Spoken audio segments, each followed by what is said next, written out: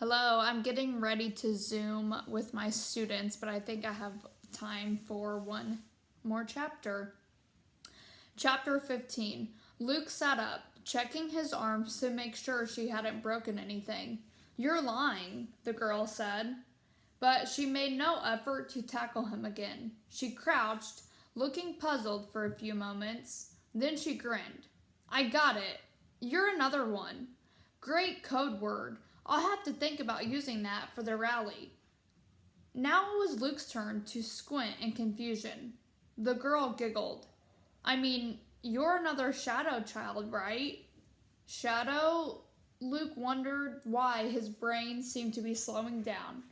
Was it just because she seemed several miles ahead of him? "That's not the term you use," she asked. "I thought shadow child was universal. But, an illegal someone whose parents broke population law 3903 a third." Luke couldn't bring himself to confess. He'd broken so many taboos today, leaving the house, standing in the open yard, talking to a stranger. Why did one more violation matter? "You can say it," the girl coaxed. "I'm a third child. Why should there be anything wrong with that?" Luke was spared having to answer her because she suddenly sprang to her feet, exclaiming, "Oh no, the alarm!" She raced down the hall and around the corner. Luke followed her to find her jerking open a closet door, then punching buttons on a panel of colored lights. Too late, drat. She ran to a phone, Luke following breathlessly. She dialed. Luke watched in amazement. He'd never talked on a phone. His parents had told him the government could trace calls, could tell if a voice on a phone was from a person who was allowed to exist or not. "Dad," she made a face. I know. Call the security company and get them to cancel the alarm, okay? And I might remind you that the penalty for harboring a shadow child is $5 million or execution, depending on the mood of the judge." She rolled her eyes at Luke while she listened to what seemed to be a long answer. "Oh, these things happen." Another pause. Yeah. Love you too. Thanks, Dad." She hung up. Luke wondered if he should run back to his house immediately before the population police really did show up. "They can find you now," Luke said, "just from the phone." The girl laughed. "They say, but everybody knows the government's not that competent." Luke started inching toward the back door just in case. "But there really was an alarm?" he asked. "And you have security guards?" "Sure, doesn't everyone?" The girl took another look at Luke. "Oh, maybe not." She winced apologetically as soon as she said that. Luke decided to ignore the insult. "Do the security guards know you're here?" he asked. "Of course not," the girl said. "If they came, I'd have to hide. Personally, I think my family just has the alarm system to make sure I stay in the house. They don't know I can disable it, but..." She gave him an evil grin. "I set it off sometimes, just for fun." "That's fun?" Luke asked. He thought another third child would understand him, be just like him. This girl wasn't sure. "Aren't you scared the guards might find you?" "Not really," she shrugged. "And see, doing it on purpose every now and then helped us today. My dad didn't really even ask why the system needed to be stopped. He just thought it was me making trouble again." In a twisted way, she kind of made sense. But trying to figure everything out made Luke's head hurt. He glanced toward the door. If he could just get home safely, he'd never complain about being bored again. Here, he felt as baffled as Alice in Wonderland from one of the old books in the attic. Or he remembered something he'd read in a nature book. Maybe he was like the prey of a snake that hypnotized its victims before it ate them. He didn't think the girl would hurt him, but she kept him confused and fascinated. But she might keep him confused and fascinated until the population police or the security guards or someone else arrived. The girl saw where he was looking. Am I scaring you? She asked. Shadow kids can be so jumpy. You're safe, you know.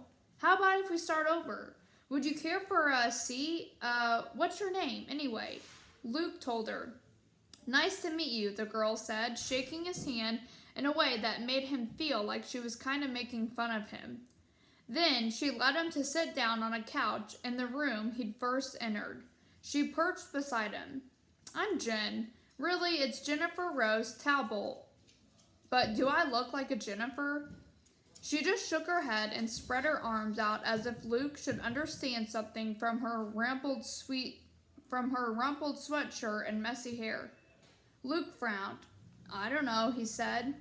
I don't know any Jennifers, just Matthew, Mark, and Mother and Dad. He knew his parents' real names were Edna and Harlan, but he wondered if he should keep that a secret, just in case. Probably he shouldn't have even mentioned Matthew and Mark, but he was surprised into it, thinking suddenly about how there was a world full of people outside his house, with a world full of different names he'd never even heard of. The girl said.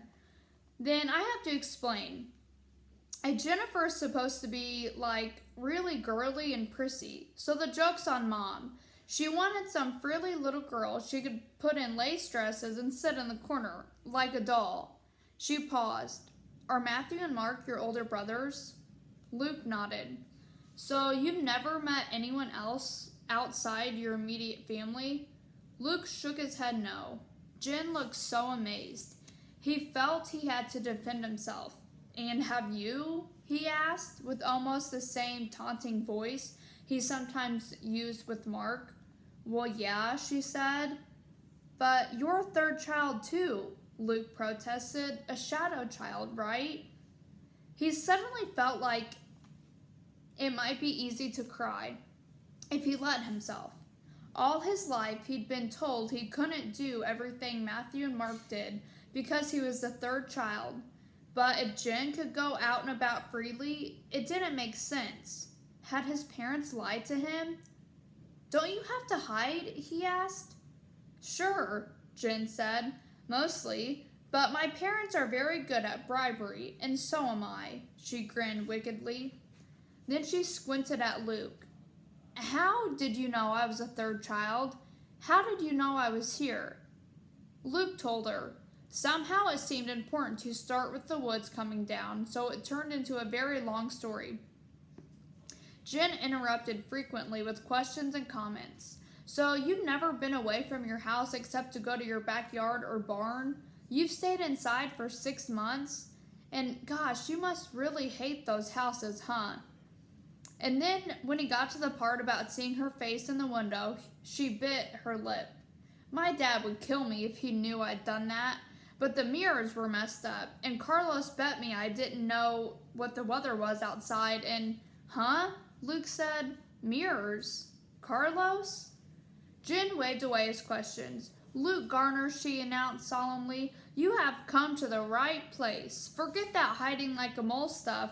I'm your ticket out. Oh, that's the end of chapter 15. I don't know what that noise was that I just made.